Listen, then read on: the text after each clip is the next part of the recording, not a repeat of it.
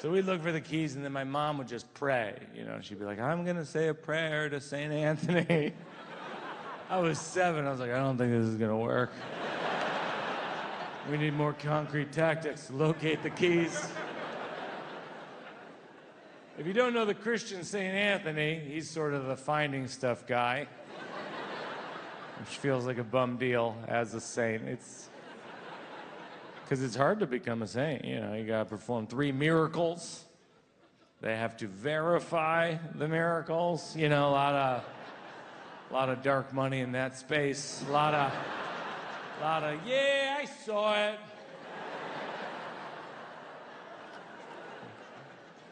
And then they get canonized if you're lucky. And then chances are you find out like 5 minutes before you die, you know, that they're like, great news, you're a saint. You're like, you know.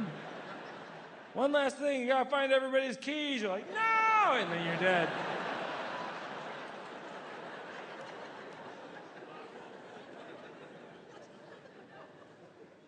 So I'm with my dad in March at the hospital, and it's devastating. I mean, if you've been with someone who's had a stroke, I mean, it's the worst thing you can possibly imagine. But I will say, if I'm being completely honest, it has calmed him down.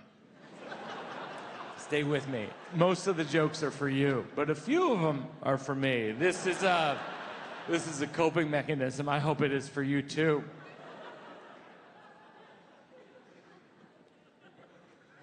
No, I mean, most of the time, like, this is horrific. But then every once in a while, I'm like, where was the stroke when I was 5? You know what I mean? Like, when I was a kid, he'd be like, where are my goddamn keys? Now he's like, keys. And I'm like, I can't say I don't prefer the latter. It is a little more polite. Stay with me. It is my dad. I'm allowed.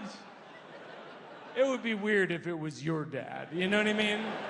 I came out here, I was like, this guy's dad is like, keys. You know, you'd be like, Mike has really crossed a line. The most perverse insult comic of all time. The roast of Mike Birbiglia's audience members' ailing parents. So I'm with my dad in March at the hospital, and then he can't even really move his face, and so the only way I can even understand his expression is through his eyes. And the expression in his eyes is fear. So how do I explain that to my daughter? That's not the good life.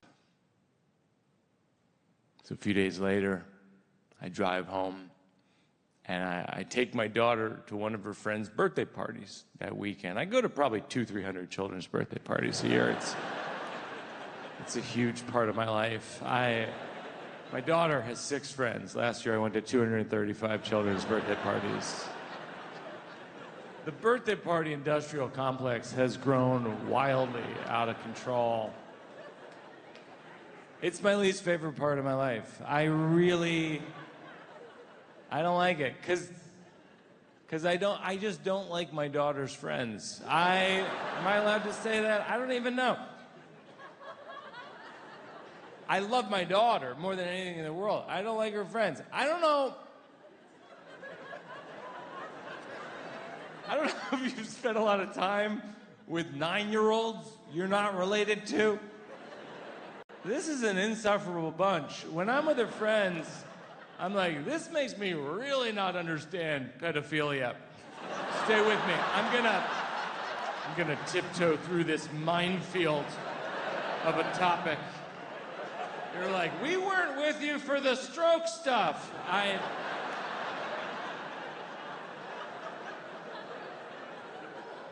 Obviously, I'm evoking the most heinous of crimes. But when I'm with her friends, I'm like, I don't even get the hook. I don't get the sell.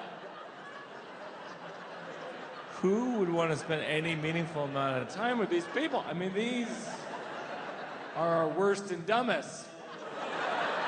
Stay with me. I have examples. So,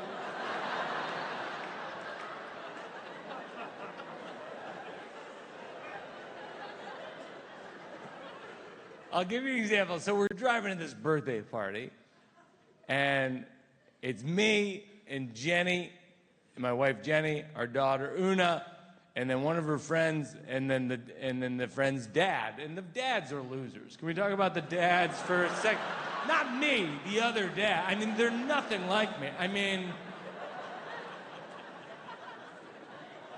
they're all just dead in the eyes. They've recently developed a stutter. They always storm into a room like, if anyone asks, tell them I tried to find oat milk. You know what I mean? They're always desperately seeking an alibi for a misdemeanor I'm not familiar with. And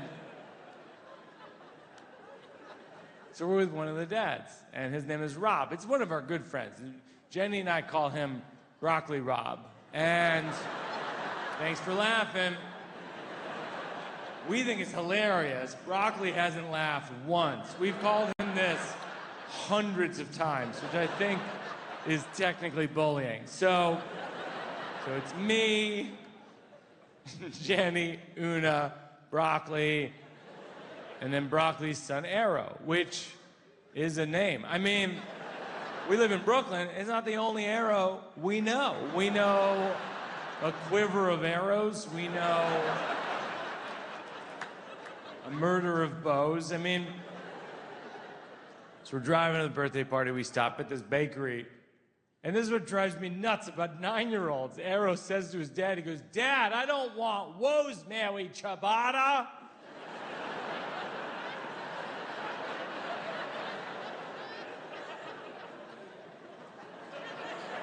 I want regular ciabatta. I want to say to this kid, look, Arrow, life is going to serve you all kinds of ciabatta. But if you want to remain true to yourself, hold out for the Weegular. So we get the Weegular ciabatta, and we drive from the bakery to this place called Urban Air, which if you don't know these places, it's like a birthday party factory. It's like a warehouse with like trampolines and ice cream and those sticks from American Gladiators the kids can whack each other with. And the moment you enter, you have to sign a stack of forms because they know your child is about to be injured. And they get real specific. It's like, your daughter is about to be stuck under a rusty trampoline. Mike Birbiglia. She may jump so high her head is stuck in the rafters. Mike Birbiglia. She may throw up on a rusty trampoline. You will have to clean it up with your own mop and bucket available for purchase at the Urban Air store. Mike Birbiglia. And as you're filling out these forms, the loudspeaker's like, Angelina's birthday party in room 571. Joshua's birthday party in room 1310. It's like the seventh circle of hell. And all I want to do is go home. Fortunately, our daughter was injured almost immediately. And I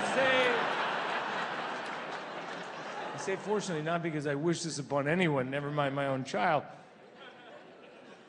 But if it's going to happen, you want it early, you know, so you can beat the Urban Air rush. So I drive Jenny and Una from Urban Air to urgent care, which might as well have a shuttle bus. There were a lot of familiar faces over there, and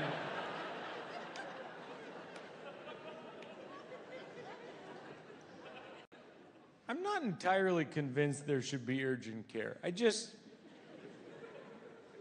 I'm not sure what they do exactly. I think they created this thing because someone was having a panic attack, and they're like, I need care! You know? Someone was like, when? Now! Some well-meaning person was like, I own this empty building, and we can paint the word urgent care on the side, and I'll open my laptop to webmd.com. I mean, that's all it is, right? I mean, urgent care is the Urban Air of medicine. 4 weeks a year, it's a Halloween store. I think that's a red flag. you know, we go in, we're frazzled. We're like, our daughter came down wrong on the trampoline and her foot, and they were like, she should probably see a doctor. And